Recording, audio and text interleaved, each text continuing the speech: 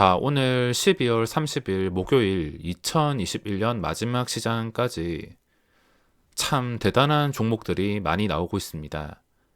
결과만 보고 아쉽다고 느끼는 상황들이 너무나 많아서 이 아쉬움을 참으면서 나를 조절한다는 게 굉장히 힘들었던 것 같습니다. 매일매일 결과만 보고 이거 이렇게 할 걸, 이거 여기서 살 걸, 결과를 보고 하는 매일 쓸데없는 생각, 이걸 참는 게 정말 힘들었습니다. 좋게 생각해 보면 이걸 참아야 될 만큼 좋은 상황들이 많이 나왔으며 그만큼 기회가 열려있는 시장이라 좋게 생각을 할 수가 있습니다. 내일 금요일은 휴장으로 다음 주 월요일 10시에 기대하던 2022년 시장이 시작됩니다. 지난 대폭락과 함께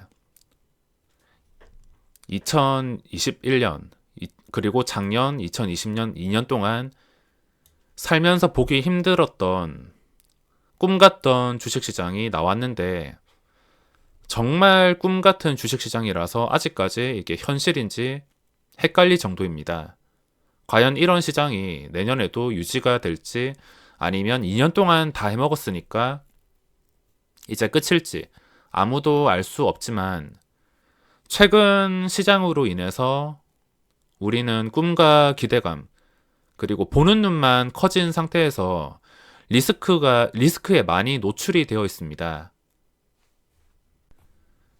최근 2년 동안 비트코인, 부동산, 주식 이 모든 자산 가치가 크게 급등하고 있는데 이 세 가지 중에 어떤 것이든 간에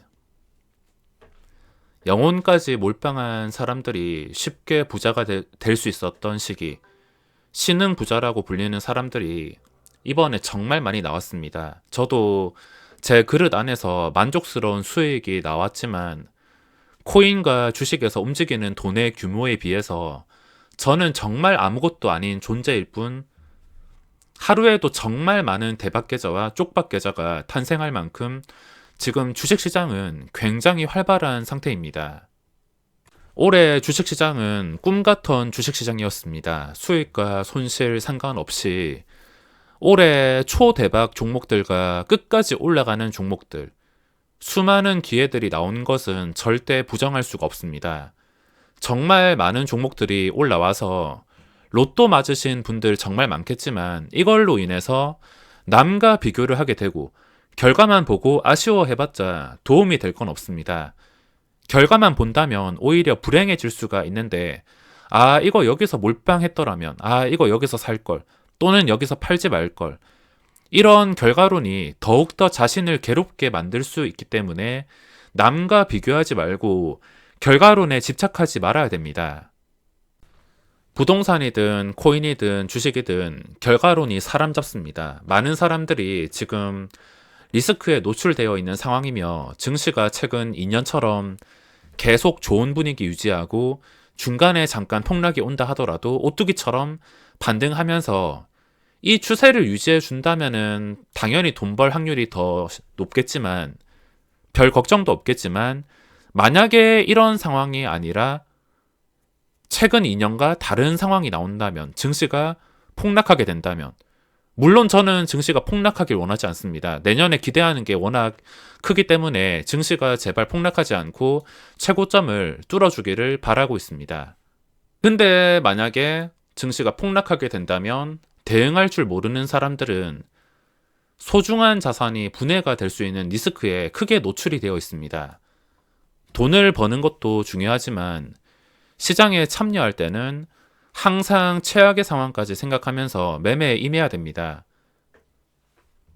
회사 생산 라인에서 흔히 볼 수 있는 문구인 첫째도 안전, 둘째도 안전, 셋째도 안전, 주식도 마찬가지라 보시면 됩니다. 무조건 안전이 우선순위라 볼 수 있으며 항상 대비를 하고 있어야 됩니다. 2022년 시장 저는 기대를 많이 하고 있습니다. 기대를 하고 다음 주 시장 열리기 전까지 계속 생각을 하고 제대로 정비를 하면서 참여할 것 같은데 올해보다 더 큰 금액으로 기회가 왔을 때 매매에 참여할 것이지만 항상 알 수 없는 돌발 리스크에 대비를 하고 있습니다. 2021년 고생 정말 많으셨고 남과 비교하지 마시고 결과론에 집착하지 마시기 바랍니다. 2022년도 올해 수준 이상으로 시장에서 기회가 왔으면 좋겠습니다. 자, 먼저 현재 코스피와 코스닥 추세 체크해 보겠습니다.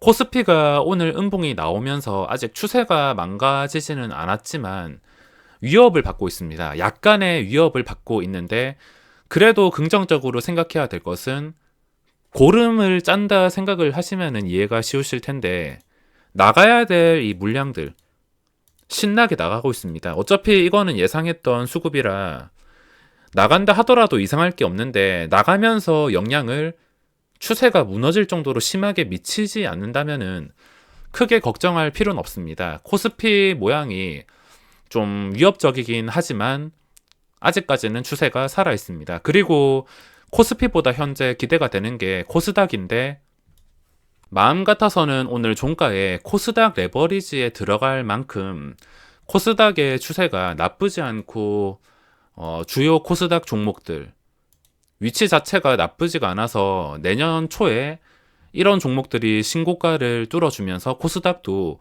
그 전에 고점을 터치하고 계속 올라가는 것은 그 뒤에 문제겠지만 초에 이 고점 1060포인트를 터치하거나 뚫어주지 않을까 생각을 하고 있으며 코스닥 추세는 코스피보다는 양호한 상태입니다. 제가 지금 주로 공략하는 업종이 게임주랑 메타버스인데 이 업종을 제외한다 하더라도 지수만 본다면 코스피보다는 지금은 코스닥에 좀 집중을 해야 되지 않을까 생각을 하고 있습니다. 그리고 코스피에서 아무리 집중해봤자 수익이 난다 하더라도 일확천금까지 노릴 수가 없습니다.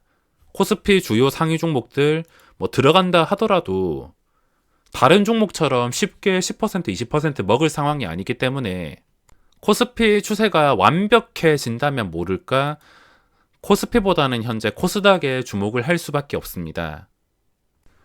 저는 오늘 연말 깔끔하게 마무리하려고 스윙으로 가지고 있는 종목들 좀 정리했는데 제 포지션을 궁금해 하실까봐 말씀드리자면 다른 증권사 계좌, 미래에셋 계좌에서 내년에 끝까지 갈 종목들만 꾸준히 사모으고 있습니다. 아직 비중이 채워지지 않은 종목들이 많이 남아 있으며 내년 초까지 꾸준하게 매수를 할 생각입니다. 키움 계좌에서는 단타 스윙만 반복하고 있습니다.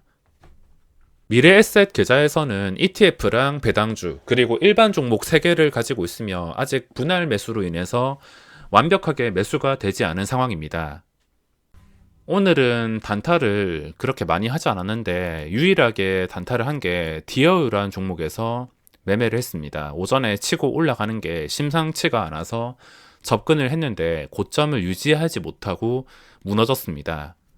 이것도 단타로 들어가서 추가로 스윙 계좌에서도 매수를 하려고 했는데 상승세가 유지가 되지 않고 장중에 제가 수급까지 체크한 다음에 들어가려 했지만 수급이 들어오지 않습니다. 이 종목 특징을 알아야 되는데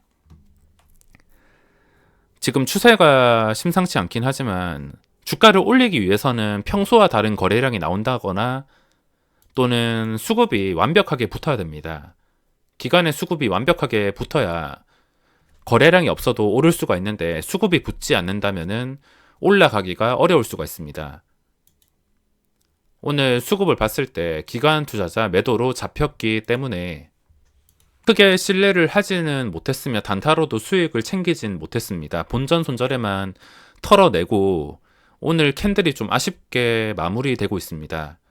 이런 차트는 종가 기준으로 최근에 고점 83,200원을 지금 중요한 자리로 보고 있는데 이 자리 위에서 종가를 형성하게 될 경우에 차트가 굉장히 예쁘게 잡힙니다. 근데 이 자리 밑에서 마감을 하게 된다면 아직 주가가 부담스럽게 눌린다는 뜻이 될 수 있기 때문에 종가를 기준으로 판단을 한다 하더라도 나쁘지 않을 것 같습니다. 종가로 많이 올린다 하더라도 차라리 이 자리에서 완벽하게 벗어나야지 많이 올렸어도 그 다음 날에 눌림이 나온다던가 아니면 더블 양봉으로 고점과 거리가 가까워지면서 순식간에 돌파한다던가 이 근처에서 마무리를 하지 않는다 하더라도 확실하게 이 자리 위에서 마감을 한다면 그때는 급등 분위기가 나올 수가 있습니다. 그리고 또 보던 게 툴젠인데 툴젠은 호가창이 너무 가벼워서 오늘 접근을 할 수가 없었습니다. 마지막에 올라가나 싶더니 호가가 너무 가벼워가지고 이건 따라잡진 못했는데 지금 추세만 봤을 때는 나쁘지 않은 상태를 유지하고 있습니다. 최근에 코스닥으로 넘어온 시작가를 회복한 다음에 오늘까지 양봉이 나왔다는 것은 이제 황금선 물면서 점점 서서히 꾸준히 거래량은 뭐 특별하지 않지만 바이옵트로 같은 종목처럼 꾸준히 추세를 이렇게 만들 가능성이 높아졌기 때문에 오늘 툴젠을 관찰했습니다. 이거 말고는 특별히 뭐 거래대금이 엄청나게 강하게 붙는 건 동진 세미캠이 있는데 첫 출발을 이미 넘었기 때문에 며칠간 계속 JP 모간이 주도하던 종목이라 매매를 하지는 않았습니다. 자신이 없어서 왠지 사면 물릴 것 같아서 이건 매매를 하지는 못했습니다. 내년부터 이런 종목이 나온다면 지금은 간 보면서 사지 못했지만 이런 식으로 완벽하게 첫 출발이 나온다면 그냥 눈 딱 감고 종가에 들어가서 최소한 3일 뒤에 열어보는 게 맞는 것 같습니다. 내년에 이런 상황이 나온다면 그때부터는 될 대로 되라는 식으로 넣어놓고선 버틸 것 같은데 내년에 과연 어떤 종목이 또 첫 출발을 할지 벌써부터 기대가 되는 상황입니다. 그리고 펄어비스가 오늘 괜찮은 자리에서 마감을 했습니다. 추세 자체가 유지가 되고 쉽게 빠지지 않고 기간의 수급까지 추정으로 봤을 때 들어오는 걸로 잡히고 있습니다. 수급과 추세 나쁘지 않으므로 과연 1월 시장 시작하고 나서 이게 최고점을 뚫어줄지 최고점 뚫어주면서 코스닥 레버리지도 같이 견인을 해줄지 이게 포인트라 볼 수 있겠습니다.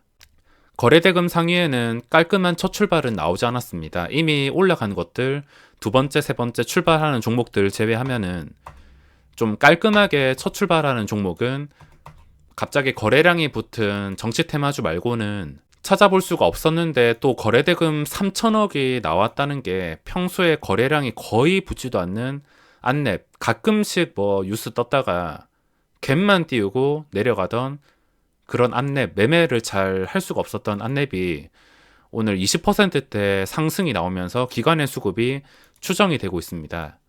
정시 테마주는 잘 하지 않지만 그래도 거래대금과 수급까지 있기 때문에 일단은 분류를 할 수밖에 없습니다. 자, 이번 영상 여기서 마무리하고 2021년 정말 고생 많으셨습니다. 2022년은 계획보다 더 좋은 결과를 얻으시길 응원하겠습니다.